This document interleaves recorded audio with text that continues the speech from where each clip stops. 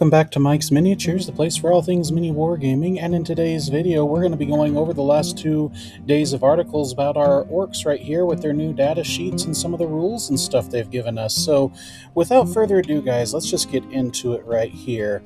First and foremost, as Games Workshop has kind of announced here for us, is we have new data sheets for some big characters and units, the biggest one being the biggest boss of all, Gazgul Thraka. And as we can see here by his brand new data sheet, he definitely is a little bit tougher and such. Well, let's just kind of go into it. For a big guy like he is, he can move 8 inches. He's a toughness 10, so he's tougher than like an Armiger Warglaive in a way here. He has a 2-up saving throw, but an invuln saving throw of 4-ups. So no matter how much armor piercing that gets put into him, he has a 4 or better. You can shake off those wounds. Speaking of wounds, he has 16 total, leadership of 6-up, and 4 objective control. His weapons got a little bit of a change right here. For his ranged weapons, he's got Mork's Roar. That's his, it looks like it's his gun, 4-barrel gun right here. We have 2 profiles for it though. We have his aimed profile, which will give us the lethal hits to non-monster vehicles and rapid fire of 4. Over 36 inches of range, 12 attacks at 5-up shooting because it's an orc gun. With strength 6, 1 armor piercing, and a single damage per shot that goes through. But we do now have a point blank stat profile, so within 9 inches of him, he get the close quarters and torrent rules. So basically, he'll automatically hit anything within 9 inches. It's not 12 attacks; it's a 2d6 plus 2. So you'll, at the very least, have a minimum of 4 shots to as high as 14 shots, depending. So I'd plan on it probably being around 7 or 8 shots at least at point blank. That should automatically hit. Strength 6, AP 1, damage 1 each one. He does have 2 melee. The first one is hilarious, is adamantine headbutt. Gives a devastating wounds, because nothing's more devastating than getting headbutted by a gigantic orc. With extra attacks and precision, single die, 2-up to hit, strength 14, which that headbutt's going to take out a lot of things, with 2 armor piercing with D3 plus 3 damage. So not too bad there, Gazgul. That's a pretty thick, strong head of yours right there. And then we have his his bigger weapon right here, his Ork's Claw. Gives us the rules to cleave 2, and devastating wounds. 7 attacks, 2-up, again strength 14. His claw is as hard as his head, with 3 armor piercing because it's actually got blades on it, and with 4 flat damage for each one that goes through. Very, very well done with that weapon right here. He is the Supreme Commander, so if you get this model in your army, he automatically is your warlord for your army. Even if you do like Bad Moons or whoever and get the other Bad Moon character, he can't be your warlord. This guy has to be if you have this model here. This is sad news for orc fans. Unit composition, it's just Gazgul Thraka. Now we have his little companion here. I believe his name is Morkai.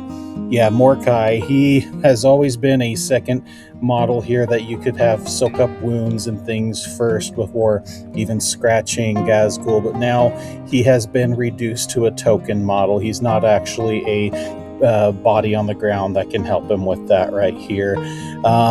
But then we know he's reduced to a token thanks to the abilities with the Morkai's Hoist the Banner once per battle army, where basically, as it says, in your movement phase, you can select a number of friendly orc units equal to or less than the current battle round number.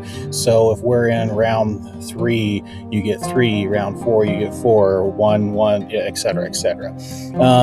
Those units are then riled up until the start of your next turn. Riled up is kind of a new thing that Games Workshop has announced, and that actually came out today, where the rule for riled up is basically the WA turn. Friendly Ork units, when you do the WA, they re-roll advance rolls, they automatically become riled up, and a riled up gives them the 5-up invuln save. All the range attacks have the assault keyword, and the unit is selected to make an advance move. That advance move then does not prevent them from being eligible to declare a charge, so it basically gives them extra movement for the charge right here. And this War Cry ability that gives them the riled up bonus here can happen once per battle per army at the start of the command phase. You can use this ability if you do friendly Ork units have the WA, we'll then get it right here. So Ghazghkull, basically, if I'm reading this right, and other Ork players who get this more and who are more professional at the game could probably tell me if I'm right or wrong about this.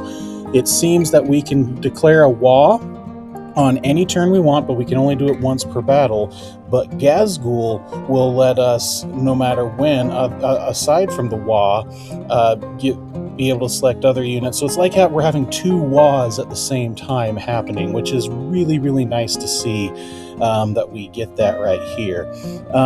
Profit of the WA, if he's within 6 inches of any Ork unit, that Ork unit gets +1 to hit and +1 to wound to the rolls too. So he can't be in a now lone op. That's another thing that they have said for his big deal is it doesn't sound like he's allowed to attach to any units anymore, or maybe he can still. It's kind of unclear when I was reading it.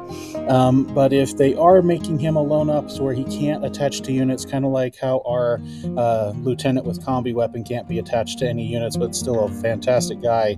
If Ghazghkull's the same way, it just means put him in the center of a bunch of different units and he'll buff more than just the unit he was attached to with this ability right here, which is really nice and good to see.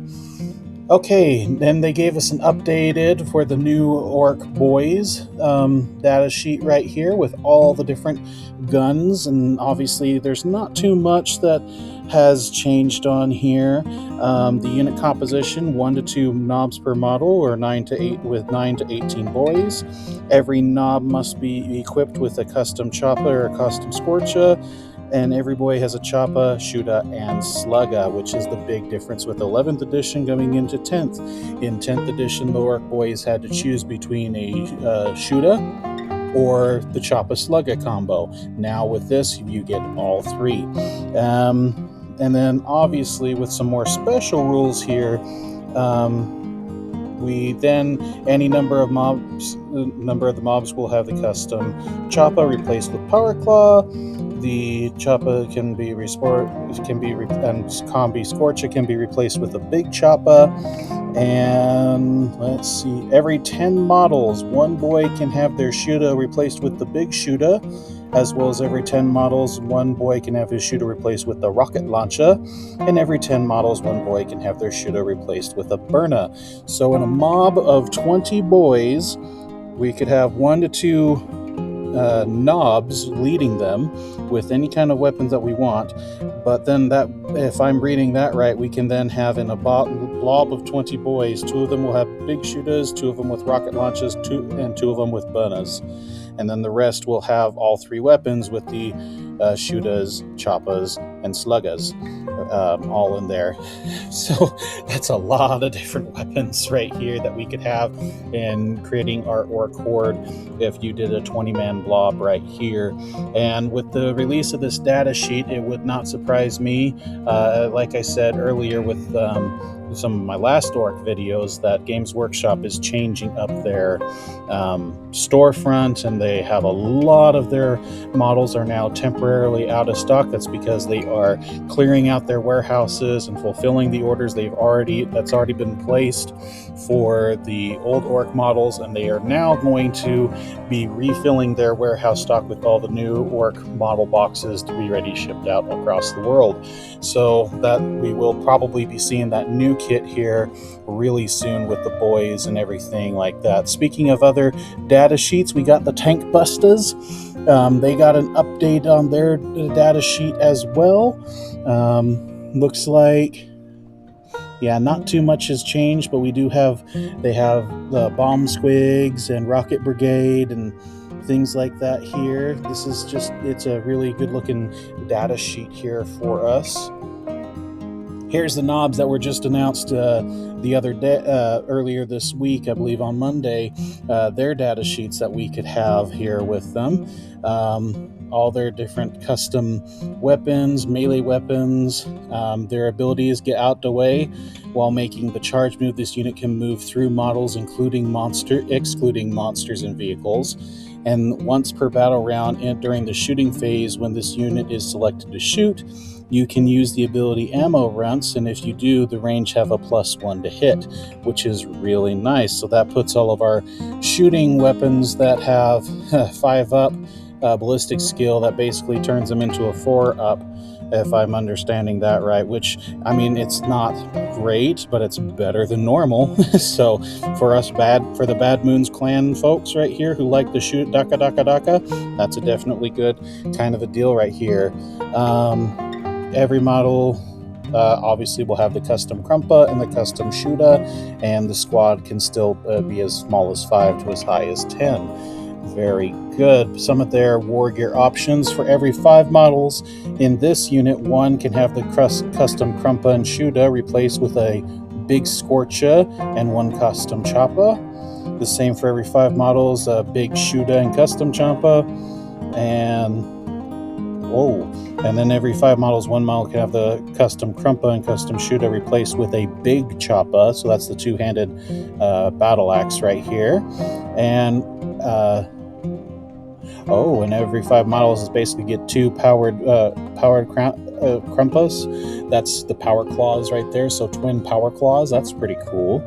And combi rocket. Any number of models who each have their custom shooter replaced with a combi rocket. That's really, really cool. I like that a lot.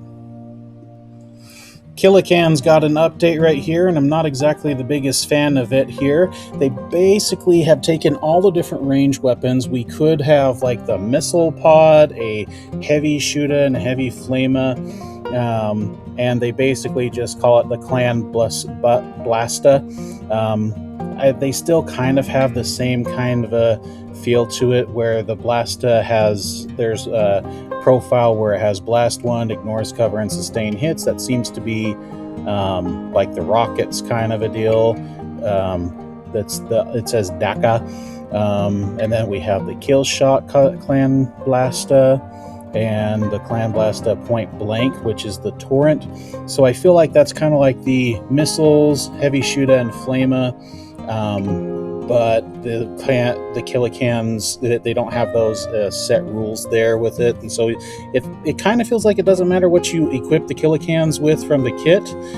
Maybe they are going to be So theory might coming out right here with this data sheet here, and the way the ranged weapons for the ranged arm is kind of set up here.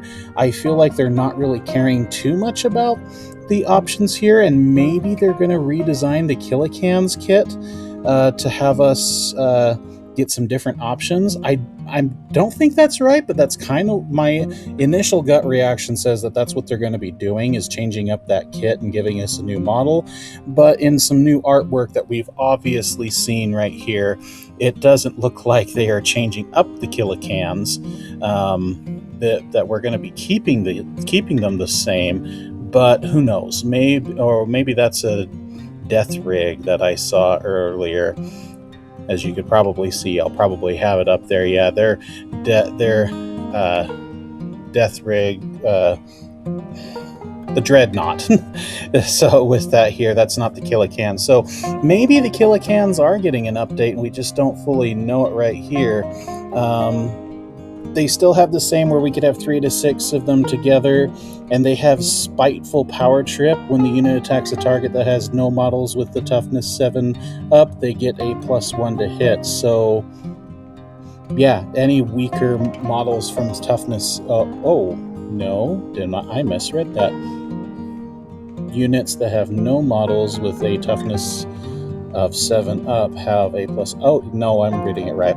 Yeah, so as long as none of the models in whatever unit they're fighting have a 7 up toughness, they basically get a +1 to hit it and wound it, kind of a deal. So that's pretty good right here.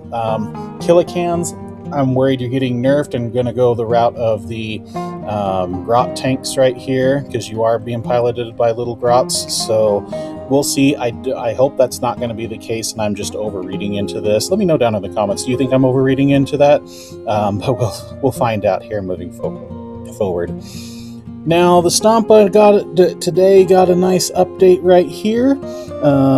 Looks like he's got 10-inch movement, toughness 14, 2-up saving throw with a 5-up invuln, so he's slightly better, but slightly worse than Gazgul, which is kind of funny. Gazgul is almost the same as a Stompa. That's pretty interesting right here. But 30 wounds with objective control of 12 right here.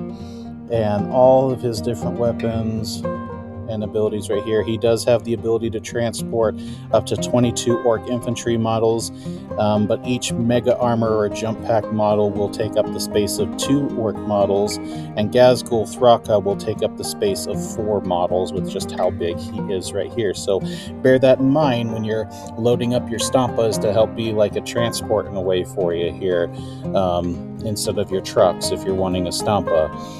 It does have a large capacity to hold, but different units are going to take up more space than others right here. So let's see here. Yeah, so that's the Stompa right here. I'm definitely liking that idea, and maybe we might see an update on the Stompa model. I highly doubt it. It's a iconic model, and I haven't heard any stories from the Warp about it, so it probably won't be the case right here for that. Editing Mike right here. I just almost missed the part of his abilities where Idol of Belligerence here. In the movement phase, when the unit within this model is selected to do a disembark move, that unit then is riled up until the start of the next turn. So in a way, having a unit putting models in this unit and having them disembark will just give us another WA ability right here, as we saw earlier. So this is, I guess, maybe games. If I'm misreading it, Games Workshop, they'll probably update it, or those of you in the comment section on my channel who played Orks or understand it a little bit better than I do can go into it and kind of explain and say, no, that's not how it works. But it seems that's a good way we could almost spam having sub-WA kind of a deal without calling a WA. So yeah, that's just something I noticed editing.